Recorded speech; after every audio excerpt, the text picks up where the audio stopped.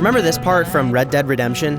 The part where John Marston rides into Mexico to the evocative lyrics of Jose Gonzalez? The part where the world felt like a character in itself, like it was reacting to your arrival? And although other players would experience this same moment, it was ultimately yours, and yours alone. Rockstar has made its entire sequel about moments like this. With Red Dead Redemption 2, the studio has created a responsive world that recognizes the player, adapts, and yields appropriate results. Rockstar has made the America of 1899 a character of its own, so to speak. It is nuanced and fickle. It contains multitudes, and it represents a significant leap in open-world design. It's so far away. It's so far away.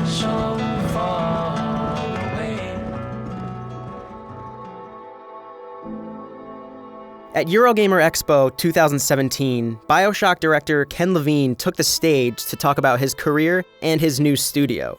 Ghost Story Games was created from the remains of Irrational Games early last year, and it signaled a shift from linear shooters to more emergent narratives. So there's a term we have at the studio which is called radical recognition.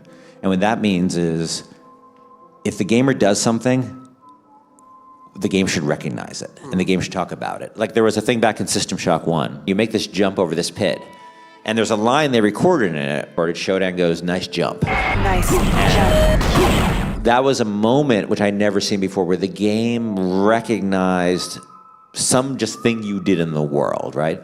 And so one of the most important things about what we're doing now is this concept of radical recognition. In short, Ghost Story wants to show the player that the game world cares. When asked about good examples of this tenet in recent games, Levine mentioned 2014's Middle-earth Shadow of Mordor. Famed for its dynamic nemesis system, Shadow of Mordor creates personalities for its army of orcs based on their interactions with the player. Finish off an orc captain with an arrow in his head, and he'll return later with a metal plate attached to his skull. He'll also remember the encounter and taunt you accordingly. To paraphrase Levine, the Nemesis system is a focused, rudimentary approach to that idea of radical recognition. Shadow of Mordor pays attention to the player's actions, and it responds in turn. I can't wait for Levine to play Red Dead Redemption 2. Much like Rockstar's previous titles, Red Dead 2 has a scripted main storyline with concrete characters and a linear narrative. It follows one Arthur Morgan as he escapes the long arm of the law in the American Wild West. But after 50 hours in Rockstar's Western, it's clear the team wanted to create a world with that same kind of digital memory Levine described. Unlike Rockstar's previous game, Red Dead 2 really seems to care about your existence. More than that, it seems to care about how you choose to exist. If you act like an outlaw, the game will make you feel like one. If you try your best to be a decent person, the world's inhabitants will treat you accordingly. Hey, mister. To give a good example, I'll use one of my favorite personal anecdotes. Early in my playthrough, an NPC recognized Arthur from his past. Not wanting him to alert the authorities, I naturally gave chase. The only problem was, in all the confusion, I took somebody else's horse. I caught up to the man, threatened him, and I felt safer than I had before. Nothing felt too out of the ordinary. But then I got back to town, and this is what happened next. You really were just borrowing it. Appreciate it. It was that return and that man recognizing me and recognizing my semi-good deed that really made the whole thing shine. This kind of story isn't new. The Witcher 3 excelled at reminding you of choices you made throughout Geralt's adventure. But these little incidental reminders happen constantly in Red Dead 2. They occur so often that they become the norm. It was still impressive, don't get me wrong, but it just didn't stand out anymore. It felt natural, it felt organic. But the fun in Red Dead 2 comes from experiencing those moments yourself, so I'll let you do just that.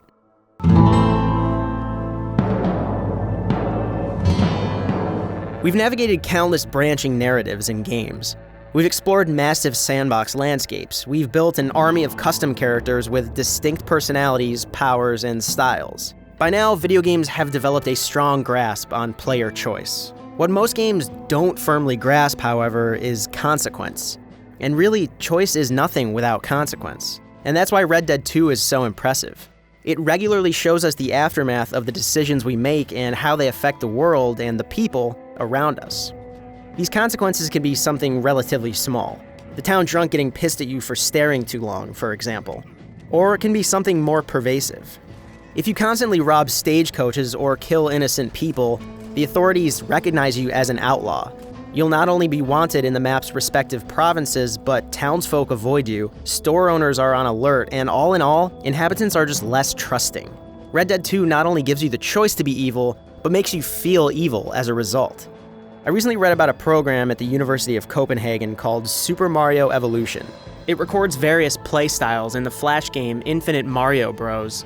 By compiling these results, it then builds new levels to encourage or oppose these playstyles. In the abstract for the research group's paper, Julian Togelius outlined one of the major benefits of developing such a program.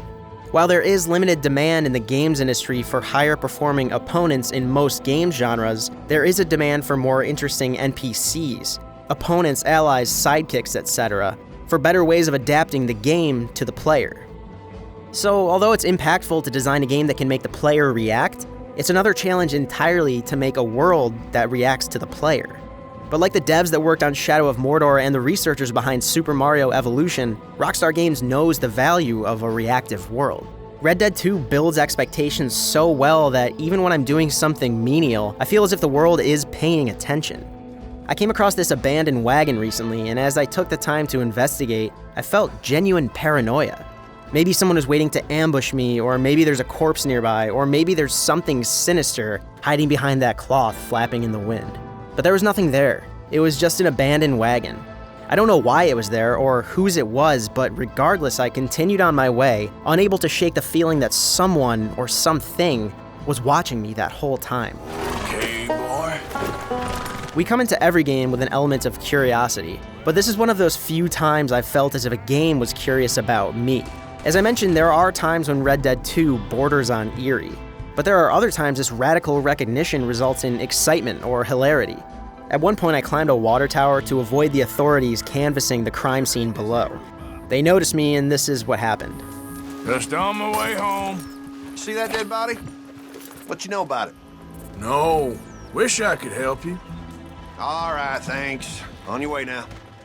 By this point, Red Dead 2 had built up its world so well that I not only foresaw the consequences of the murders I committed, but also knew my best chance of avoiding them. What followed was a memorable story involving a tense standoff and a really dumb deputy. We know that every form of entertainment requires a willing suspension of disbelief. We acknowledge that we're staring at a screen or reading words on a page, and we surrender to the story being told. It's part of the psychology of enjoying media. It's an agreement between the creator and the viewer that there is artifice here, but we'll ignore it as best we can and let our imaginations do their things. Red Dead Redemption 2 tries to ask less of you in this regard than almost any other game I've played. I always know I'm playing a game, of course, but I will say it is magnitudes easier to suspend that disbelief, because I expect NPCs to recognize me. I expect my actions to have ripple effects. I expect the world to change as I change alongside it. No shortage of hyperbole has been spent on describing open world games for the last decade. They've transported us and explored player agency, doing their best to disguise their boundaries and fill in the cracks before we notice them. We use terms such as immersive, dynamic, living, and breathing. In many cases, games have come close to actually earning these badges. But I'm not sure I've played a game that's come as close as Red Dead Redemption 2. It's a masterclass in writing, animation, and most of all, world design. It's a stunning example of how open worlds can encourage certain types of behaviors, yes, but also how they can react to certain types of behavior. It's a towering achievement, and we'll be talking about it for a long time.